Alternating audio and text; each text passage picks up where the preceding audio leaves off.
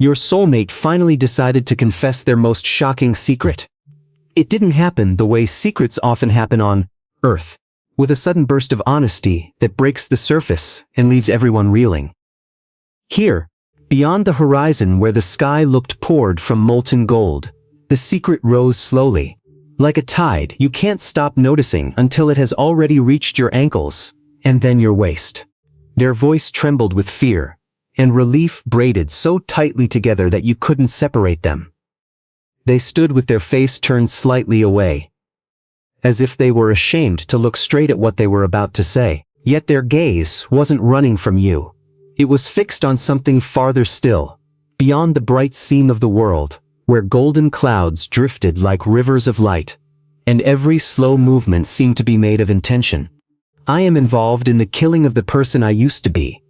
For a moment, silence surrounded both of you. Not the heavy silence of arguments, not the sharp silence of accusations.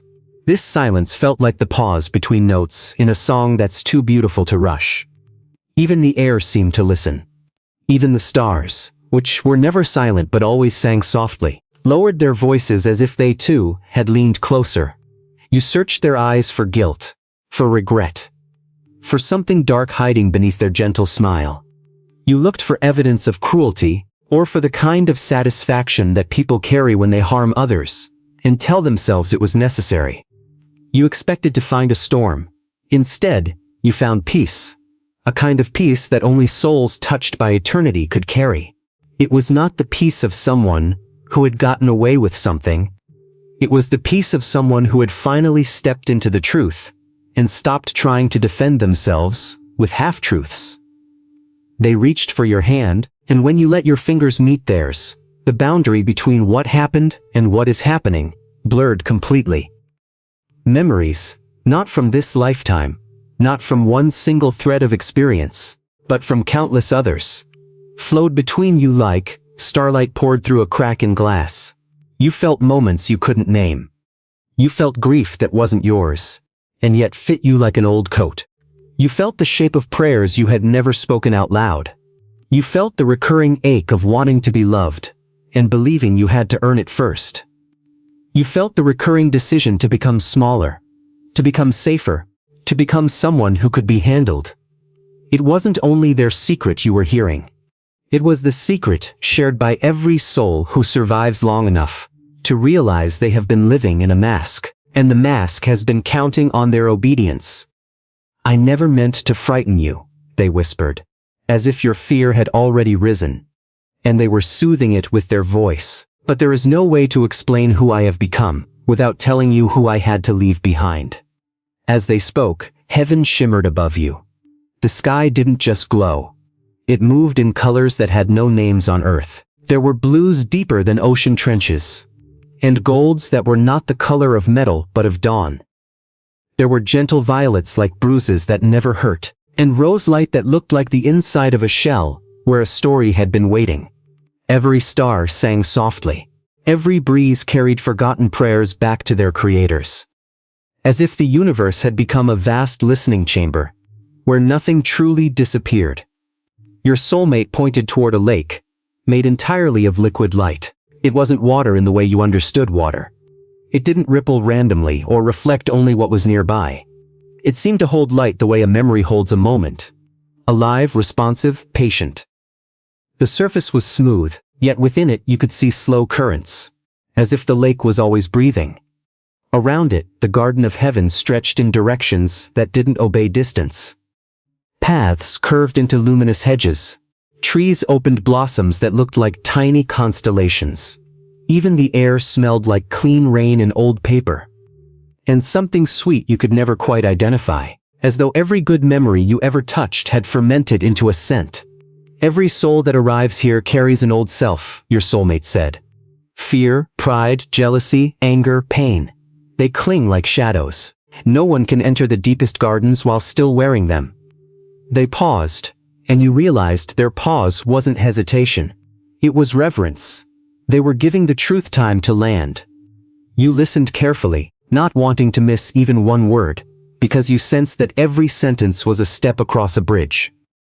When I first arrived, they continued, I believed I deserved every reward.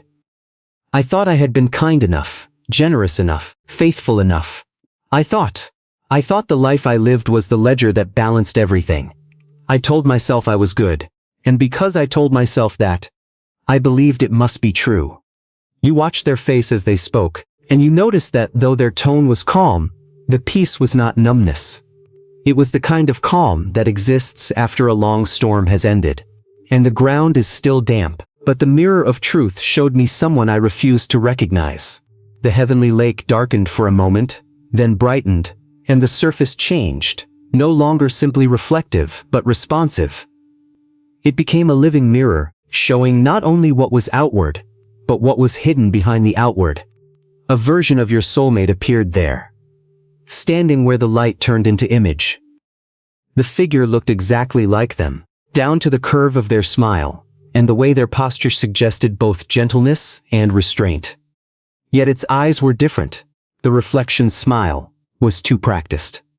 It held a softness with tension inside it. It looked like someone smiling while secretly expecting praise.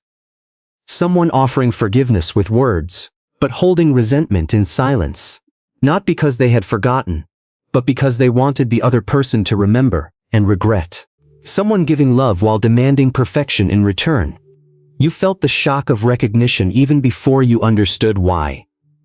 Because in that reflection you saw not only their old self, but something that lived in all of you. Even you, especially you, in your own private corners, had learned how to hide fear behind politeness. You had learned how to call restraint strength, and to disguise insecurity as caution. Your soulmate's voice grew softer, as if they were speaking to a wound that still responded to touch. I spent years pretending that version of me was good enough, they said.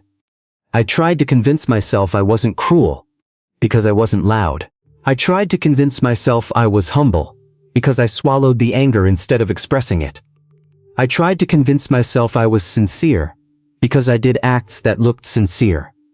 But heaven doesn't punish lies, they added, and their gaze drifted toward the sky as if heaven itself was listening through them. It simply reveals them. In the lake, the reflection slowly stood up from the water, and you felt a chill that wasn't cold. It was the chill of being seen. There is a particular kind of terror that comes when the truth stops being an idea and becomes a presence.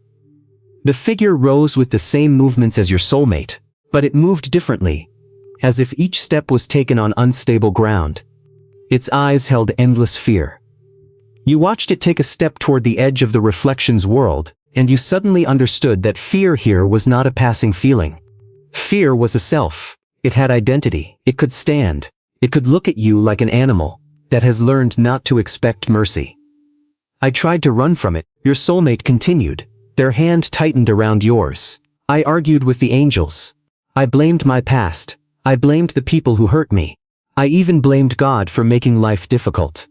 The confession wasn't accusatory. It wasn't an attempt to recruit sympathy. It was an honest description of how a soul tries to bargain with its own darkness. It was a confession of a mind trapped in the loop of explanation. As if explanations could substitute for transformation, the reflection followed every step your soulmate described, and its fear didn't fade with repetition. It grew more vivid, as though your soulmate's past explanations had been feeding it all along. It whispered that I would always be selfish. Your soulmate said, always insecure, always broken. Like those were my only names. Their voice trembled again. Not because they were afraid the truth would condemn them, but because the old self still tried to climb back into language. So, I asked one question. What happened? You whispered, because the question felt like something you could place gently into the space between you and not let it fall. They inhaled, and the air tasted like light. They told me that nothing truly evil survives in heaven, unless we keep feeding it with memory and attachment. As they said it, the garden seemed to react. The lake's surface shimmered with a faint ripple, and you heard, somewhere beyond hearing, an echo of words spoken long before any of your lifetimes began. An angel appeared in the distance. This angel was not dramatic in the way of Earth's stories. No theatrical entrance. No thunder to announce importance.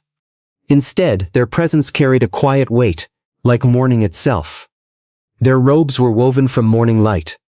Threads of brightness flowed across the fabric, as if the color were alive. When the angel walked, the ground didn't so much as shine. It seemed to remember how to shine. Without speaking, the angel handed your soulmate a tiny seed.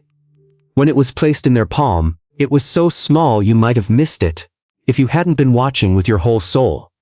Yet even tiny things here felt significant, like the way a single word can reshape a life. I thought it was a weapon. Your soulmate laughed gently, and the laugh contained no bitterness, only astonished humility. I thought if this is given to me, then I'm supposed to use it to fight. To prove myself. To destroy what I can't stand in myself, but it was mercy. The angel's face held no expression you could translate into human categories. It wasn't blank. It was simply beyond the need for explanation. The angel pointed, and the gesture carried instruction like a river carries water. The angel instructed them to plant the seed in the center of the garden. Your soulmate's eyes, in that moment, weren't looking at you. They were looking at the exact point in heaven where the decision had been made. It was as if they could feel the soil again, the gentle resistance. The way surrender feels like digging your fingers into something softer than you expected. So they planted the seed. Every tear they had never cried became rain. You saw it happen, not as a theatrical display, but as a real conversion. Tears didn't fall from their eyes because heaven compelled them. Rather, as the seed touched the soil, something in them loosened. The unshed grief released itself with relief. It became rain that drifted down over the garden, and the flowers drank it as if they had been thirsty for centuries. Every apology they had never spoken became sunlight. You watched the garden brighten in response, and in the light you sensed words that had lived in their chest like trapped birds. Apologies that had been held back by fear. Apologies withheld because speaking them would make their old self feel exposed. Apologies delayed because they believed only confession of the big wrongs mattered, never the quiet ones that built walls. Every act of forgiveness became fertile soil. This part was the most profound, because it rewrote the logic of your understanding.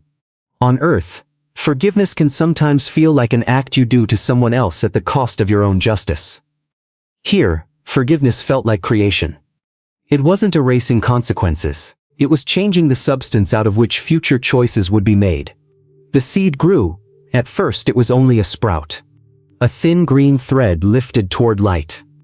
Then it became a young plant, branching carefully, as if learning how to hold itself without fear. The growth was so fast that your human sense of time struggled to keep pace. It was an enormous tree. Its trunk was dark at the base. Not because it was evil, but because it held the memory of being born from soil. The bark glimmered faintly as if it contained embedded stars. Branches stretched across the horizon, not as limbs but as paths you could walk. Leaves opened and closed like slow breathing, releasing sparks of brightness that drifted down like tiny answers. Then something impossible happened. The frightened reflection walked toward the tree. You expected it to resist. You expected it to remain stuck in the lake, to keep arguing its case, to demand proof that it was right to fear. You expected it to do what old selves do. Haunt, sabotage, twist every good thing into a trap. But it didn't fight. It walked. It approached the enormous tree as if it recognized a language that fear had no way of inventing. It came close enough that you could see its face. Its eyes, the trembling edges of its smile. Instead of destroying it, your soulmate embraced it. The embrace wasn't dramatic. It wasn't the kind of hug that says, "Look, everything is fine now." It was steadier than that. It was the embrace of someone who chooses not to abandon themselves. The frightened reflection leaned into the contact, the way a child leans into a parent's arms, after pretending they didn't need comfort. I realized I wasn't supposed to destroy my past with hatred, your soulmate said. Their voice seemed to hold tears without breaking. The old me didn't die because I rejected them. The reflection's shoulders sagged, as if it had been waiting for rejection to become final. And only now realized rejection was not coming. They died, because I finally loved them enough to let them rest. You could feel that sentence settle into the spiritual ground. It wasn't simply a moral lesson. It was a real mechanism of heaven. Love didn't just soothe. Love dismantled. The reflection smiled for the first time. All its fear turned into thousands of white birds that flew into the endless sky. The birds formed patterns like prayers being released from a long-held fist. As they rose, the reflection's body dissolved into light. It didn't explode. It didn't burn away like something being destroyed. It faded the way a nightmare fades when you wake up. Only peace remained. Your soulmate looked back at you with tears shining like tiny stars. The tears were not proof of weakness. They were proof of honest surrender. They were the kind of tears that wash away the last layer of protective pride. "That's the killing I confessed," they said. "I ended the life of the person who believed they would never be worthy of love." As they spoke, heaven itself seemed to breathe. Flowers opened without being touched. Petals unfurled as if responding to a music only the heart could hear. Mountains glowed from within, not like rocks warmed by sunlight, but like beings discovering their own holiness. Children who had left Earth too soon laughed beside crystal streams, their laughter uncracked by grief. The sound was gentle, like bells heard through a pillow, and yet it carried such relief that you felt your ribs loosen. You realized heaven wasn't reacting to the spectacle of transformation. Heaven was participating in it. This realm did not stand at a distance from your decisions. It collaborated with them. Every soul here carried a similar story. One had killed bitterness by finally releasing the idea that pain had to be repaid with more pain. Another had killed pride by admitting that perfection was never a requirement for love. Another had buried envy beneath fields of eternal flowers, learning that wanting what another had didn't have to become a weapon against yourself.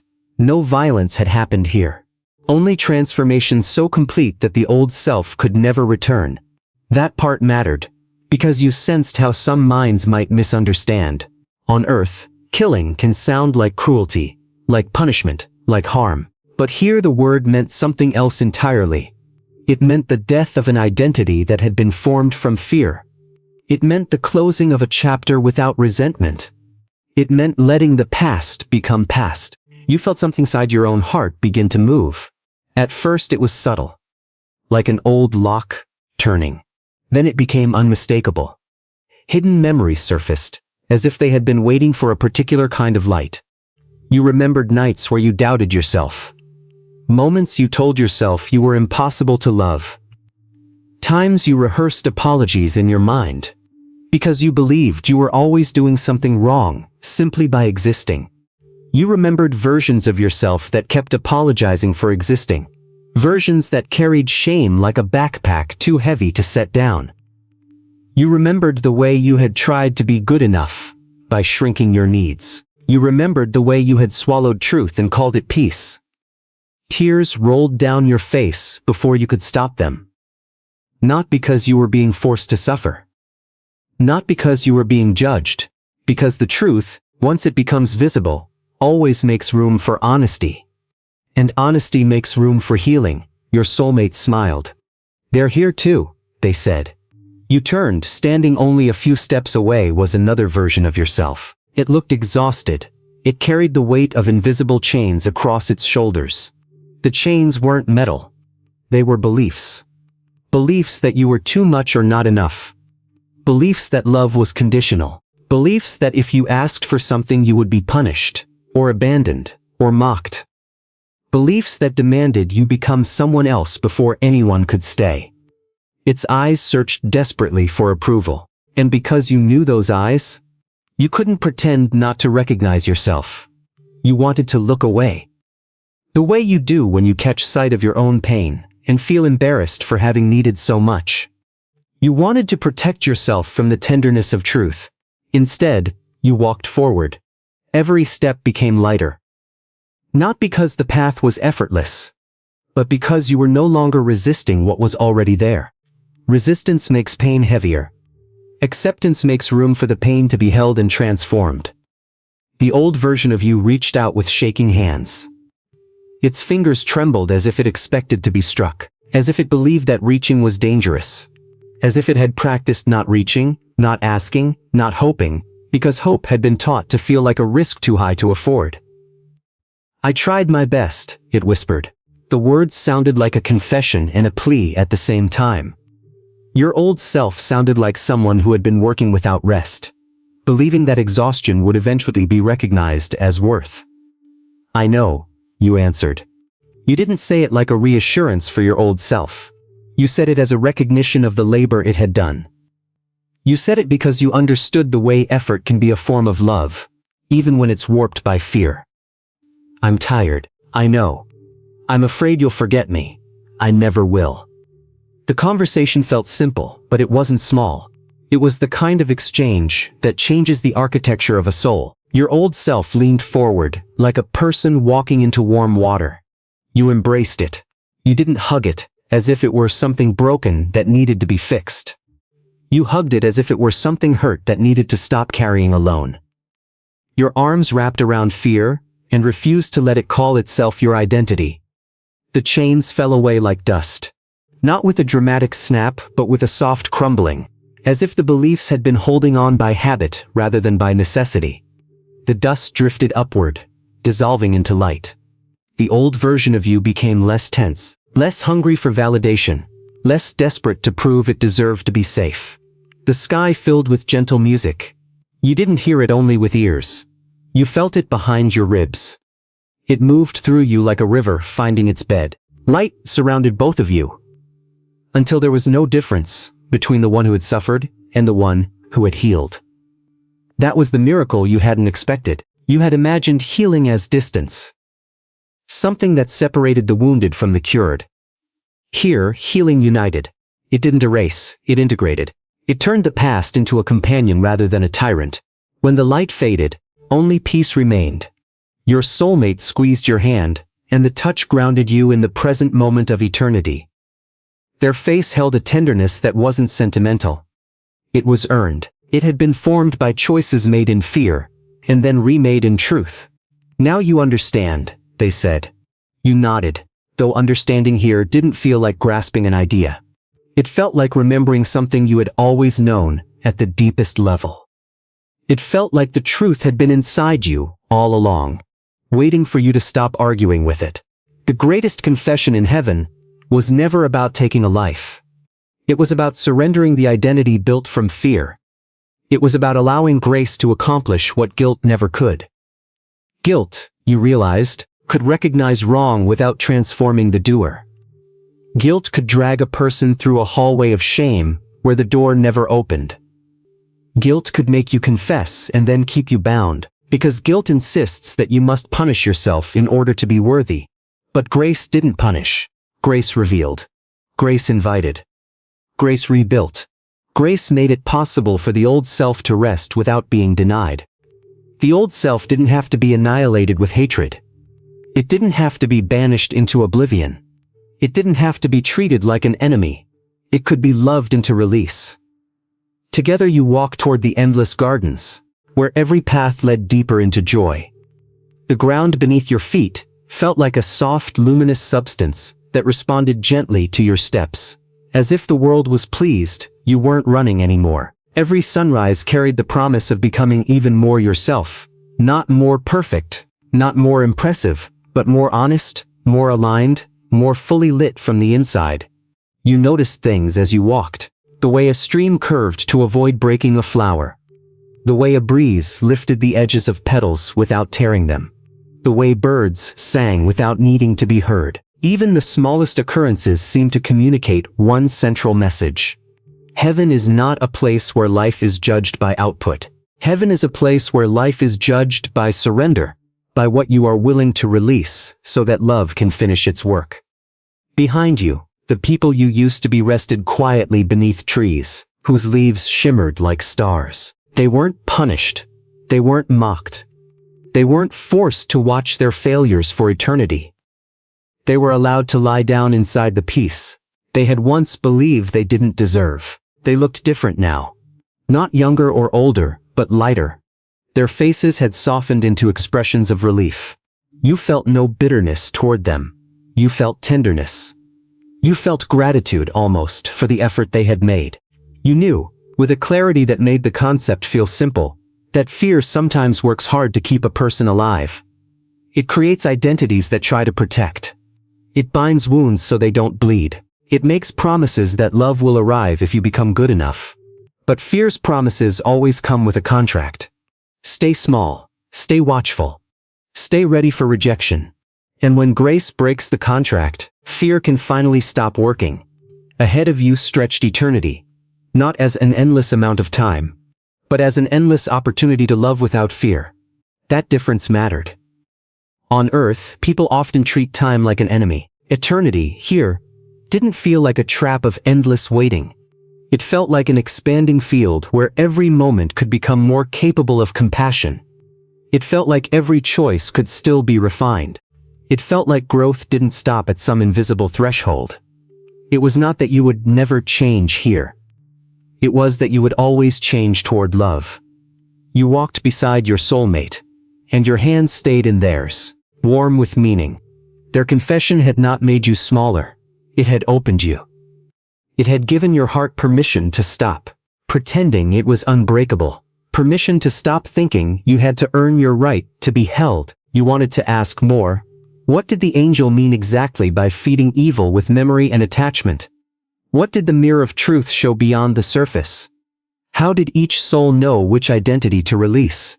But you didn't ask, because you could feel the answers approaching in their own time. In heaven, understanding didn't arrive like information dumped into the mind. It arrived like light moving across skin. Gradual, inevitable, intimate. Somewhere beyond the golden horizon, the voice that created every soul whispered the same beautiful truth. The old has passed away. What remains is the person I always knew you could become. As the words settled into your bones, you felt your own old self, both the one you had embraced and the one that had been waiting quietly inside you, settle into peace. The identity built from fear did not simply disappear. It was transformed. It was forgiven. It was allowed to stop pretending it needed to be in charge. You and your soulmate kept walking, and every step you took felt like a confession, too. Though this one wasn't spoken aloud, it was the quiet surrender of a heart, choosing grace over guilt, choosing release over resistance, choosing love over the desperate need to prove worth. Eternity opened wider, not with walls collapsing, but with doors becoming unnecessary.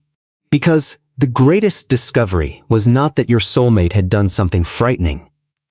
The greatest discovery was that heaven had shown you how the soul survives, by letting go of the self that learned to fear love, until what remains is simply love, unafraid, honest, and finally at home.